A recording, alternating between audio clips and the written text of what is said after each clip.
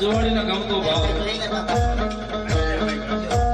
કારણ કે આ ભાવ છે મારા રજવાડી મામાને બહુ અતિ પ્રિય અને ભાલો છે, એટલા માટે સાહેબ ભાવથી તાળીનો દાગ બધા આપલો, ભાવથી બધા વ્યાજ કરી ભાવથી એ માથે પગાડીને મામા એ રજવાડીને એ બેઠા સરસાઈ રૂડા ગામ મારા મામાઈ દે એ સરસાઈ વાળા મામાનો માડવ મોરેલો